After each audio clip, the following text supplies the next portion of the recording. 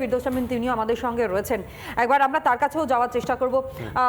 ফিরদৌস শামীম, একটা বিষয় স্পষ্ট করুন তো, আপনি তো দীর্ঘদিন ধরে এইসব চাকরি এবং একই সঙ্গে যারা এইরকমভাবে স্ক্যাম করেছে তাদের নিয়ে লড়াই করে চলেছেন, কোর্টে বিভিন্ন সময় যাচ্ছেন, সওয়াল করছেন, কিন্তু যেখানে কেন্দ্রের শিক্ষা মন্ত্রক তারা একটা পদক্ষেপ নিতে পারছে এত তাড়াতাড়ি এত সহজে, আমাদের এই রাজ্য থেকে সেই রকম কোনো পদক্ষেপ কেন নিতে পারছে না এই রাজ্যের শাসক দল বা এই রাজ্যের যারা শিক্ষার দায়িত্বে রয়েছে তারা? দেখুন, আমি প্রথমেই বলি যে এই রাজ্যের ক্ষেত্রে কি হয়েছে সেটা একটু পরিষ্কার হয়ে নেওয়া উচিত। এই রাজ্যে রাজ্য সরকার কোনো পদক্ষেপ তো করেইনি, উল্টে যখন যোগ্য চাকরি প্রার্থীরা তারা আদালতে মামলা করেছেন, আদালত যখন নির্দেশ দিয়েছে সেই নির্দেশনামাকে, ধরুন সিঙ্গেল বেঞ্চ নির্দেশ দিলে সেই নির্দেশনামাকে চ্যালেঞ্জ করে ডিভিশন বেঞ্চে গেছেন, ডিভিশন বেঞ্চ যখন সেই সিঙ্গেল বেঞ্চের নির্দেশকে বহাল রেখেছেন সেটাকে চ্যালেঞ্জ করে সুপ্রিম কোর্ট গেছেন। শুধু তাই নয়, ধরুন এই যে আদালত নির্দেশ দিয়েছে, যেমন ধরুন প্রাথমিকে শিক্ষক নিয়োগে দুর্নীতি হয়েছে, সেখানে সিবিআই তদন্তের নির্দেশ দিয়েছে, সেই তদন্ত করতে করতে দেখা গেছে যে মিউনিসিপ্যালিটি গুলোতেও চাকরির ক্ষেত্রে এবং পিয়ন থেকে শুরু করে সমস্ত পদে চাকরির ক্ষেত্রে দুর্নীতি হয়েছে। সেখানে যখন আদালত যখন সিবিআই তদন্তের নির্দেশ দিয়েছে, সেই তদন্ত আটকাতে ও রাজ্য সরকার চলে গেছে সুপ্রিম কোর্ট পর্যন্ত। ফলে রাজ্য সরকার এখানে যে নিয়োগে দুর্নীতি হয়েছে সেগুলোকে ধামাচাপা দেওয়ার জন্য যথেষ্ট চেষ্টা করেছেন। কখনোই এটা কখনোই চেষ্টা করেননি যে এই যে দুর্নীতি সেটা আনাট করার। যদি যে কোনো সরকার সে কেন তদন্ত আটকাতে চাইবে বলুন তো? ধরুন একটা প্রশাসন চালাতে গেলে সেখানে দুর্নীতি হওয়াটা খুব একটা অস্বাভাবিক নয়। এখন যদি সরকারটাই মনে করে এটা এই দুর্নীতির একটা প্রাতিষ্ঠানিক রূপ দেব, তাহলে তারা কি করবে? তারা একদম এই যে আইন তৈরি করার ধাপ থেকে শুরু করে তার এক্সিকিউশন পর্যন্ত, যে অ্যাডমিনিস্ট্রেটিভ ল তৈরি হয়, সেই অ্যাডমিনিস্ট্রেটিভ ল তৈরি করা থেকে শুরু করে একদম তার এক্সিকিউশন পর্যন্ত প্রতিটি ধাপে দুর্নীতি করবে। একটা উদাহরণ দিয়ে পরিষ্কার হয়ে যাবে। যেমন ধরুন প্রাথমিকের শিক্ষক নিয়োগের যে আইন 2016 যে রুল, সেখানে কোথাও বলা নেই যে panel with breakage of marks প্রকাশ করতে হবে। আইনটি কে তৈরি করলো? আইনটি রাজ্য সরকার তৈরি করলো। তাহলে আইনে এই ফাঁক রেখে দিলেন যাতে মানিক ভট্টাচার্যদের ব্রেকেজ অফ মার্কস প্রকাশ করতে না হয়। এবার সেটাকে হাতিয়ার করে নিয়ে তারা প্রকাশ করলো না, কারা কারা চাকরি পেলো প্রকাশ করলো না। উল্টে যখন ধরুন প্যানেল প্রকাশ করার সময় এলো তখন আদালতে সে মিথ্যা কথা বলেছে। আমি বলছি দুদিন পরে আবার আদালতে হলফনামা দিতে হবে। এর আগের দিন রাজ্য মহামান্য বিচারপতি অমৃতা সিনহা বলেছেন না রাজ্য সরকারকে হলফনামা দিতে হবে। আমি আপনাকে আজকে বলে দিচ্ছি, ওই যে বোর্ডে 2020 সালের যে প্যানেল প্রকাশের সময় বলেছিলেন না যে ওই যে ওয়েবসাইটটা হ্যাক হয়ে গেছিল, তাই তারা ওই ব্রেকেজ অফ মার্কস প্রকাশ করতে পারেনি, প্যানেল প্রকাশ করতে পারেনি। দেখবেন নিশ্চিতভাবে এই হলফনামা আসবে যে আদৌ সেরকম কোনো ঘটনা ঘটেনি। আসলে এইগুলো সমস্ত কিছু করা হয়েছে। ফিরদৌস বাবু, আমরা রাজ্যের বিষয়টা বুঝতে পারলাম, আপনি আইনজীবী হিসেবে কিভাবে দেখছেন যেভাবে নেটকে বাতিল করে দেওয়া হচ্ছে কেন্দ্র সরকার বা কেন্দ্রের শিক্ষা মন্ত্রক যে ধকটা রেখেছে, সেই ধকটা কি রাজ্যের রাখা উচিত ছিল? কেন্দ্রের ছবিটা কি বুঝতে পারছেন আপনি আইনজীবী হিসাবে? এবার আসি কেন্দ্রের কথায়। দেখুন, যে কোনো সরকারের এটাই করা উচিত যেটা করেছেন, যে একটা অভিযোগ উঠেছে তার তদন্ত হোক, এবং আমি এই সিদ্ধান্তকে স্বাগত জানাচ্ছি এবং আমি মনে করি এই ধরনের সিদ্ধান্ত নেওয়াই উচিত, যদি না তারা এই করাপশনকে ইনস্টিটিউশনাল এই ধরনের সিদ্ধান্ত নেওয়া উচিত আইনজীবী পর্যন্ত বলছেন। আমি আসবো ফিরদৌস বাবু আপনার কাছে, আমার কাছে ইন্দ্রজিৎ রয়েছে, ইন্দ্রজিতের কাছে রিঅ্যাকশন নিয়ে নিই। ইন্দ্রজিৎ, কি মনে হয় এই ধরনের সিদ্ধান্ত নেওয়া উচিত? আইনজীবী পর্যন্ত বলছেন, কি মনে হয় এই ধরনের সিদ্ধান্ত নেওয়া উচিত? মানে কি, ব্যাপারটাকে পুরোপুরি গ্যারেজ করে দিল।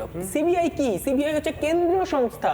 এবার আপনি চিন্তা করুন, সিবিআই এর কাছে দিয়ে দেওয়া হয়ে গেছে, মানে সিবিআই তদন্তের থেকে ইন্দ্রজিৎ তদন্ত করলে ভালো করবে? না, ইন্দ্রজিৎ তদন্ত করলে ভালো করবে না, সিবিআই তদন্ত করলে সেটা হচ্ছে আপনাদের দল করলে ভালো হবে। রবীন্দ্রনাথ ঠাকুরের নোবেল প্রাইজ হয়ে যাবে, মানে এখনো খুঁজে পাওয়া যাবে না, সেটাই হয়ে যাবে। আজকে রবীন্দ্রনাথ ঠাকুরের নোবেল প্রাইজ কোথায়? আজকে টাকা চাদরে মুড়িয়ে টাকা নিচ্ছে, কাগজে মুড়িয়ে দেখা যাচ্ছে শুভেন্দু অধিকারী, তিনি কোথায়? মমতা বন্দ্যোপাধ্যায় বলেছিলেন নোবেল আমি খুঁজে বার করব।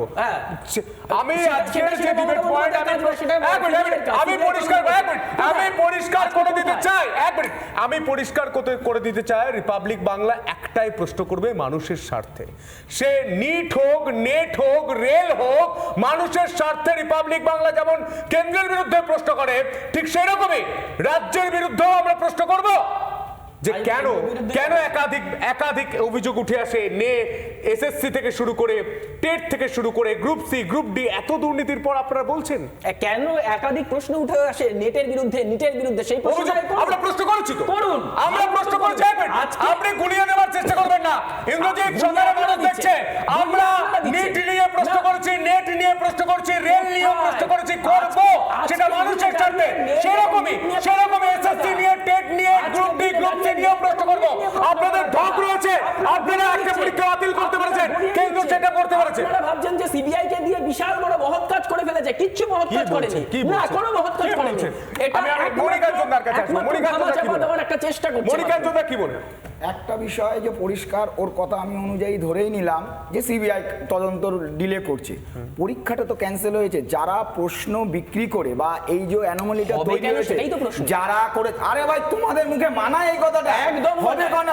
8000 বারবার তোমরা কোর্টকে সরকার তদন্ত করার পরে তোমার ডিস্টার্ব করে হয়ে যাচ্ছে তোদের ওই গলাবাজি তো আমি ডিস্টার্ব করছি আমাকে বলতে দাও আর বিষয় যেটা হচ্ছে জায়গাতেই নেই হাইকোর্টে আজকে এতদিন যেটা আইনজীবী বললেন হাইকোর্টে এতদিন ডিলে হচ্ছে কারণ একটাই যে রাজ্য সরকার তার হলফনামা দিচ্ছে না এসএসসি তার হলফনামা দিচ্ছে না এর জন্য দায়ী কে এর জন্য ওরা এত বড় বড় কথা বলছে সিবিআই অনেক লেট করছে তো সিবিআই লেট করছে কেন বারবার হাইকোর্ট বলেছে যে রাজ্য সরকারের কেন 4বার 5বার করে দেওয়া হয়েছে তাকে হলফনামা দিতে তারা হলফনামা দিচ্ছে না আমাদের কাছে ক্লিয়ার না খাউঙ্গা না খানে দুঙ্গা সিদ্ধান্ত নিতে হবে ভুল হতেই পারে সরকার চালাতে গেলে কাজ করতে গেলে ভুল হতে হবে ভুলটাকে মেনে নিয়ে সঠিক সিদ্ধান্ত নিয়ে আগামী প্রজন্মকে বিপদে ফেলে দেবে না আজকে 8000 শিক্ষক হাইকোর্ট বলে দিল ভুয়ো লেডি জ্যোতি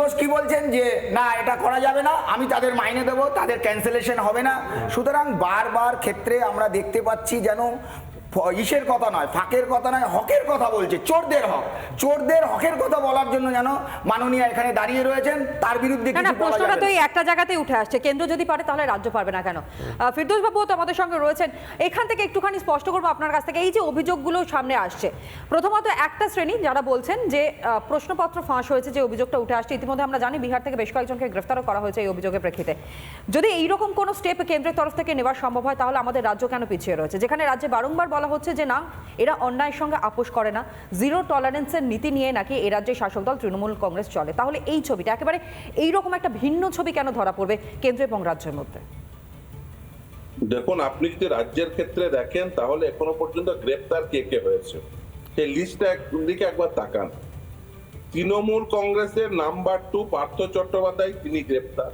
তৃণমূল কংগ্রেসের যুব নেতা কুন্তল শান্তনু তারা গ্রেপ্তার তৃণমূল কংগ্রেসের এমএলএ মানিক ভট্টাচার্য তার সপরিবারে জেলে গেছেন ফলে যে আপনি যদি সেই তালিকা দেখেন তাহলে দেখবেন এর বেনিফিশিয়ারি হচ্ছে শাসক দলের নেতা নেত্রী মন্ত্রী হেভিওয়েট নেতা এরা হচ্ছে বেনিফিশিয়ারি অভিযোগ উঠছে যে এর বিগেস্ট বেনিফিশিয়ারি হচ্ছে একেবারে শাসক দলের সর্বোচ্চ মাথা ফলে বুঝতেই পারছেন যেখানে অভিযোগটাই হচ্ছে যে বেনিফিটটা পাচ্ছেন শাসক দলের বৃহৎ অংশ সেখানে খুব স্বাভাবিকভাবেই সেই যে শাসক দল রাজ্য সরকার চালাচ্ছে সেই শাসক দল খুব স্বাভাবিকভাবে চাইবে না যে এই ধরনের দুর্নীতির তদন্ত হোক বেশ যদি